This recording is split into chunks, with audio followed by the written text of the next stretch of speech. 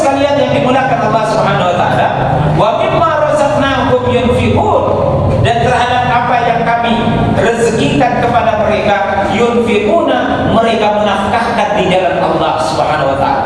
Yunfiqun itu lebih umum daripada zakat. Zakat masuk di dalamnya yunfiqun. Di dalam yunfiqun itu ada sedekah. Di dalam yunfiqun itu ada zakat. Uang yang diberikan suami kepada istri itu juga yunfiqun. Itu mengandung pahala. Jadi bapak-bapak tidak usah khawatir dengan ngasih uang ke istri itu dinilai sebagai apa? Infak, sebagai amal soleh di hadapan Allah. Tapi istri tidak dapat karena istri mau menerima. Benar apa enggak? Nah, istri yang menerima itu juga namanya yunfiqun.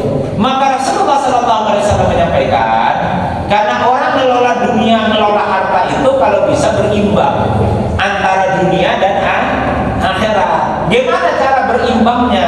Rasulullah di dalam kitab Tabi'ul Ghafilin itu memerintahkan kepada kita, kalau mencari uang, tolong uang itu dibagi menjadi 4 bagian. Jadi 4 bagian. Ya, kalau nanti bekerja cari uang, tolong jadi 4 bagian. Pertama digunakan untuk keluarga, konsumsi, makan minum, beli rumah, beli kendaraan, itu 1 bagian. Kemudian yang kedua apa? Yang kedua adalah untuk taqarrub ilallah, beribadah kepada Allah. Loh, ibadah itu butuh biaya enggak? Butuh. Beli baju takwa butuh biaya, beli peci biaya, ya tak? Beli tasbih biaya, berangkat umroh biaya, itu namanya taqarrub. Maka rezeki orang itu dibuatlah 1 bagian dari akuntansi keluarganya, itu 1 bagian untuk taqarrub ilallah. Jangan mengganggu pos belanja istri. Lalu istri dapat jatah belanja 4,5 juta, mumpung di bulan Ramadan yang 4,5 mau diambil beli baju. Kira-kira ibu-ibu setuju enggak, Bu? Belanja keluarga diambil oleh suami untuk beli baju, boleh apa enggak? Nah, mana yang lebih disepakati, Bu? Belanja untuk makan minum sendiri, belanja untuk beli baju takwa ya sendiri. Namanya taqarrub ilallah. Maka postingnya itu dibuat. Seandainya di sini ada anak-anak akuntansi, tolong buat namanya akuntansi keluarga. Akuntansi keluarga.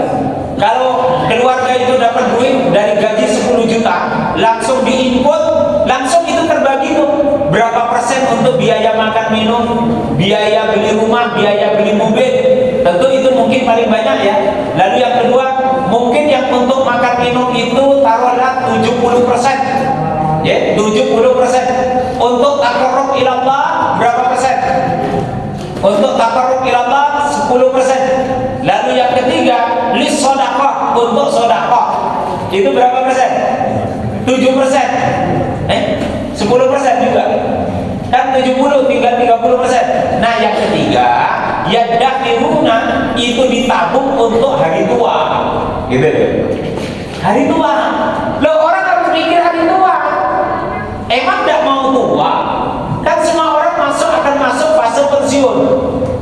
Bapak-bapak yang udah masuk pensiun itu masih pengen gaya apa enggak? Masih pengen gaya enggak? Ya masih no. Gaya itu butuh biaya. Maka kata Rasulullah, untuk membiayai masa tua itu yang ada alokasi khusus untuk masa tua. Untuk masa tua prosentasenya monggo diatur. Apakah untuk makan minum kalau gajinya gede 60%, tetapi untuk yang masa tua itu 25%, sisanya dibagi 2 untuk taqarrub ilallah dan sedekah. Itu pasti berimbang itu. Itulah yang dituntutkan oleh Rasulullah. Maka anak-anak muda nanti ya, kalau kamu udah punya istri, udah bekerja, gajimu itu jangan habis untuk pesta pura, makan-makan saja jangan. Suatu saat kamu tidak akan bekerja, suatu saat akan masuk fase tua. Bagi jadi 4, Satu untuk biaya makan minum, beli mobil, beli rumah. Yang kedua dipakai untuk taqarrub ilallah, termasuk biaya umroh, biaya haji, termasuk baju takwa peci haji. Yang ketiga untuk sedekah. Kalau ke pengajian masukkan ke kotak infak. Tapi kalau untuk mahasiswa sekarang nggak usah ke masjid, makan aja. Selesai makan pulang merokok. Sesok kalau sudah jadi orang sukses, ya udah punya gaji, ya nanti mikir masjid baitul ruko. Telepon ketua takmirnya, bisa bayar tiris enggak? Gitu kan, transfer dari jauh. Enggak apa-apa, sekarang enggak usah dulu. Enggak usah diminta nih anak-anak mahasiswa. Saya dulu juga mahasiswa. 1 bulan penuh saya enggak keluar duit dulu. Buka puasa ya dari masjid, sahur dari ibu-ibu kampung. Diantar itu sahur. Oh, lebih nikmat saya itu dulu jadi mahasiswa itu. Bukan hanya dikasih buka puasa sama sahur, sampai ditawarin anaknya jamaah kok. Masa saya kuliah semester 6 ditawarin anak kelas 6 SD. Aku enggak stres saya. Bu, nek tak tunggu Bu, giliran putri jenengan wis dewasa. Saya wis mulai keluar uban. Jadi kalau dekat dengan ibu-ibu itu semuanya dikasih kok. Sampai putrinya itu minta untuk Mas Kadar atau Cakman. Cakman kalau bisa besok putri saya aja diambil. Pena aja kata saya. Saya udah ubah.